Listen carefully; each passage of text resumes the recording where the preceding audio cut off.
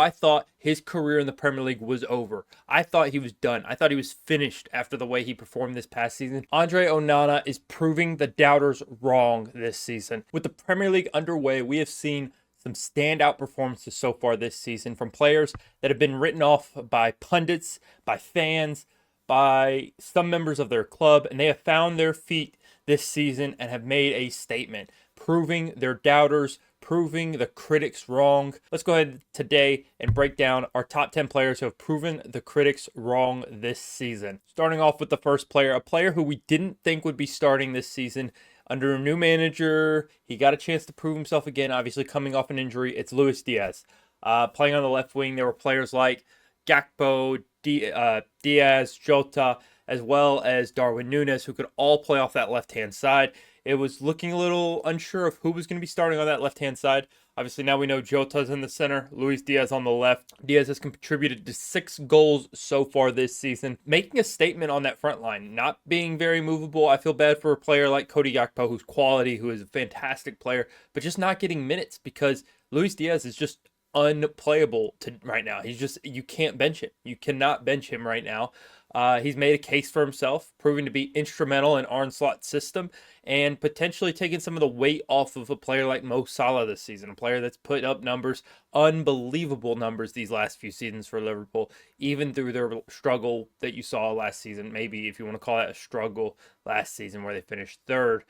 His ability to cut in from the left and hit it with his right foot is definitely a problem for defenders, as well as just how dynamic he is on the wing. He can really do it all from the left wing for Liverpool, which is why he is proving doubters wrong, proving himself once again. The second one is a player who I thought his career in the Premier League was over. I thought he was done. I thought he was finished after the way he performed this past season. It's Youri Tielemans of Aston Villa.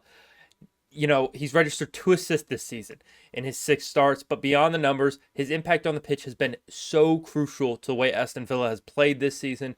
Villa, obviously, with a fantastic start to the season, he's created 5 big chances, creating opportunities for that team in attack.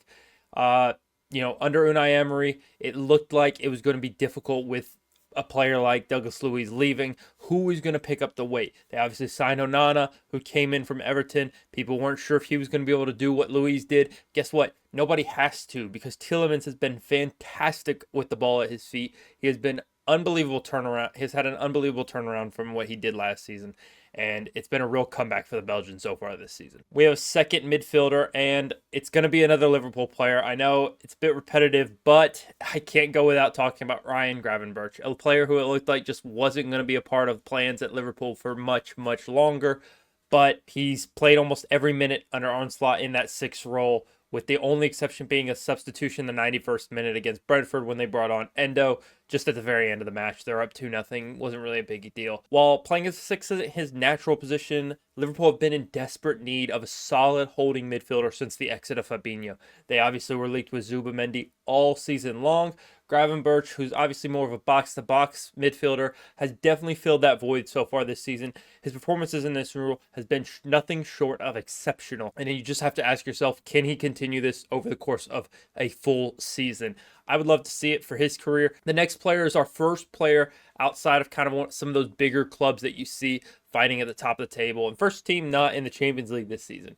It's going to be Antonee Robinson of Fulham. Obviously a defender as well, first defender on our list. Robinson is continuing where he left off on last season. Arguably a player that was competing for a PFA Team of the Year spot.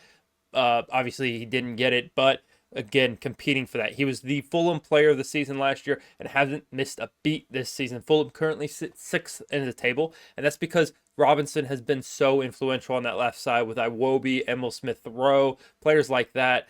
He's been able to make waves and really overlap on that left side, providing 2 assists this season already. If he continues this form, he's on pace to achieve, once again, player of the season. If he continues the form he's at, there's no reason he isn't named the Fulham player of the season 2 years in a row. One of the things when he had previously played with Fulham on the left-hand side is he's been great attacking. There was never a doubt. There was never an issue with his play attacking-wise. However, his defensive solidity has been questioned previously, but that's no longer an issue for Antonee Robinson, who has continued to step up his game defensively.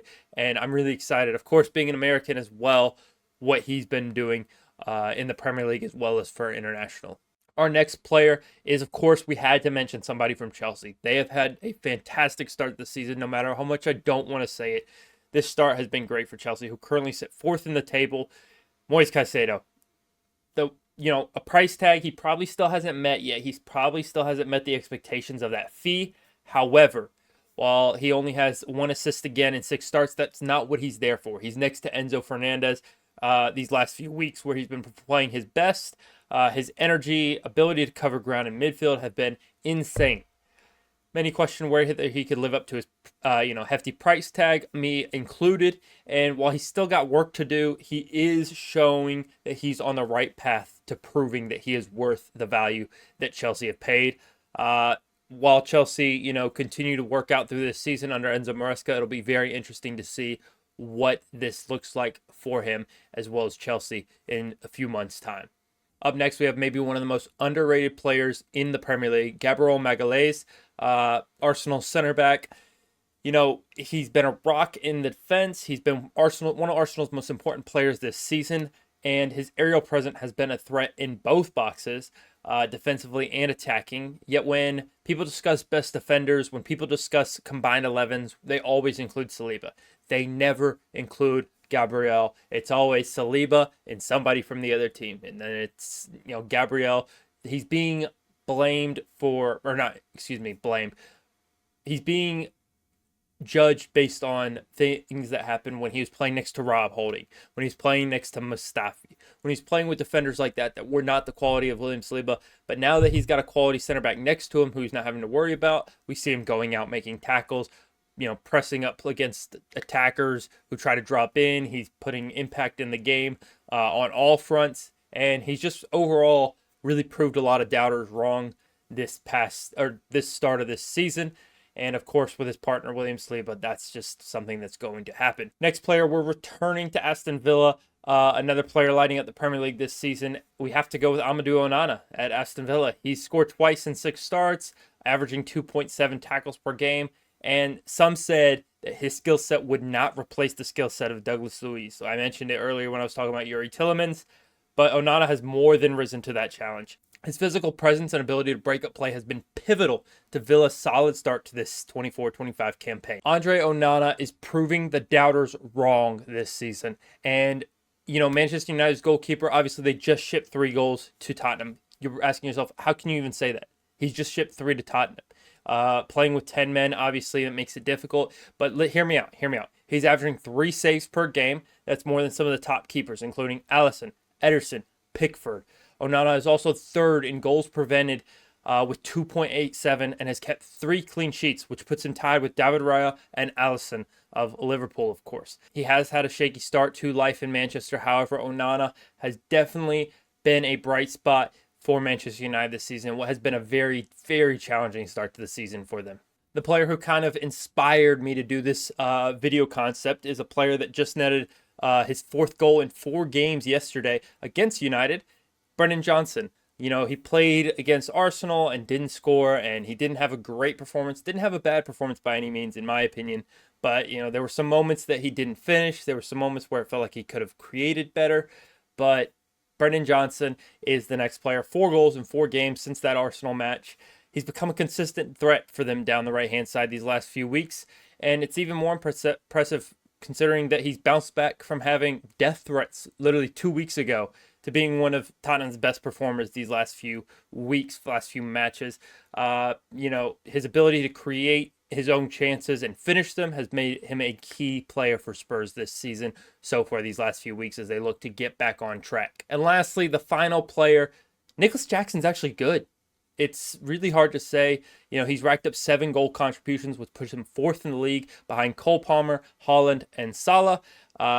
Chelsea may have had maybe up and down starts to the season, maybe up and down life last season for him, but his ability as a standout performer for Chelsea, creating chances, finishing chances, he's become much more consistent of a player, and I'm really interested to see what this means for him. He has definitely silenced the haters with 4 goals this season. But with Nicholas Jackson being the 10th player, that's all I have for y'all. If you enjoy this video and want to see more like it, be sure to hit that subscribe button so you never miss another video just like this one.